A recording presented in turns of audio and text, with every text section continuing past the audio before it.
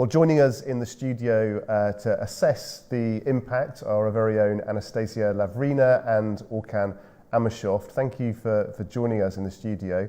Well, Trump's victory, Anastasia, it surprised some people, but he has had a lot of support in his own country, but also in countries right across the world. The support seems to be really stronger now than it has been for many years.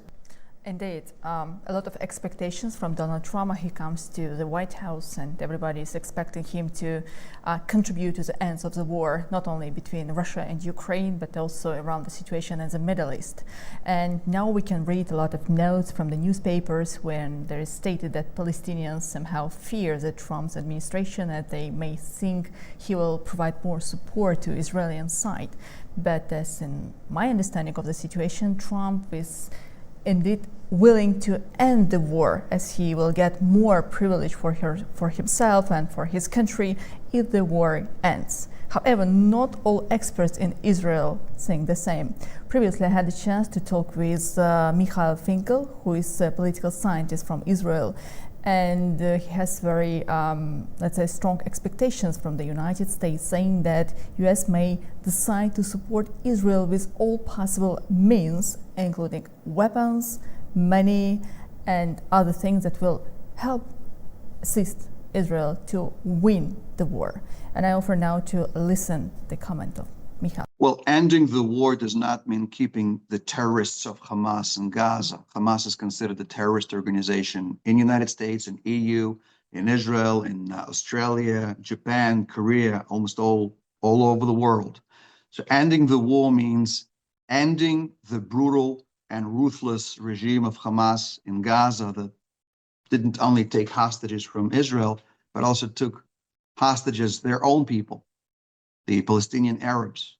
So removing this regime, placing the normal, civil Arab administration that would help people of Gaza prosper. That means ending the war. The same thing for Lebanon. There's this terrorist organization, Hezbollah, which is a puppet of Iran, which is like a cancerous growth taking over Lebanon.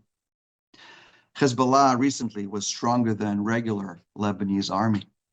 So ending the war there would mean to remove Hezbollah from Lebanon, to weaken Hezbollah, not to allow Hezbollah to dominate. And the same thing regarding Iran. Ending the war would mean not to allow Iranian regime to bomb Israel. They bombed Israel twice this year with huge amount of ballistic missiles and drones. And ending the war means never ever to allow the Iranian regime of Ayatollah to obtain nuclear weapons. We will not allow this to happen. We'll eliminate all chances of that. No negotiations with terrorists. This is point number one. Terrorists either surrender or they're killed. We don't talk with Nazis. We don't talk with terrorists. Point number one. So no negotiations with Hamas. They'll be destroyed and killed. Those don't surrender. No negotiations with Hezbollah. I mean, yesterday, the leader of Hezbollah, who is hiding in Iran, gave a speech, and he said, we will never, ever sign a peace treaty with Israel. We'll continue to kill Israelis. Over 100,000 Israeli citizens are displaced, removed. They're now being held for over a year already in the hotels in the center of Israel because their houses are under constant bombardment by Hezbollah. With whom to negotiate? With terrorists? Never, ever. They will be destroyed. Iran is alone. Which world war? Who will defend Iran? Is there one country that wants to defend Iran? Even Syria distances itself from Iran. Iran is in absolute loneliness. The Arab states of Persian Gulf hate Iran. They're afraid of Iran. They have military and intelligence pacts with Israel and with NATO countries. There is no chance for a world war because who will be on the other side? On our side, on the side of Israel, we have the United States, we have all NATO bloc, we have Britain, EU, we have all civilized countries. And who is with Iran? Oh, I'm sorry, maybe Yemen. But Yemen is a quasi-country.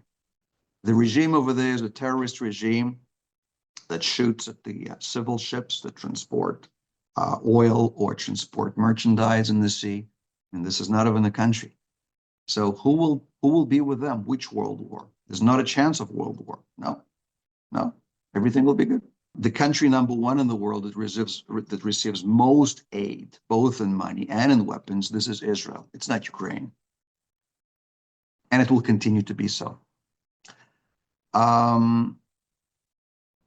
I don't see any difficulty with the United States continuing to do what it does and what it says fit. But what I think and foresee will happen is that President Trump will likely end the conflict in Ukraine. He's going to bring the sides to end the war. So I foresee in 2025 that the war in Ukraine will end. This is for sure. But the conflicts in Middle East cannot end so fast. The war's here to end, and they will be ended. Iran threatened the United States a week ago.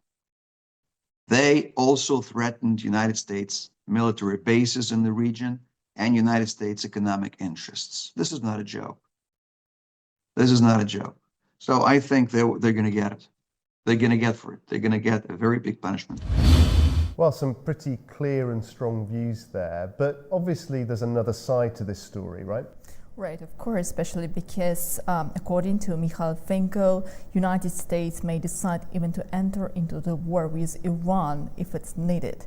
But talking to another expert, the former U.S. ambassador to Azerbaijan, Matthew Bryza, he thinks that United States may decide to bring more negotiations to the regions to put at the table Israel and other sides to achieve the consensus. So now we can listen to the opinion of our another expert too.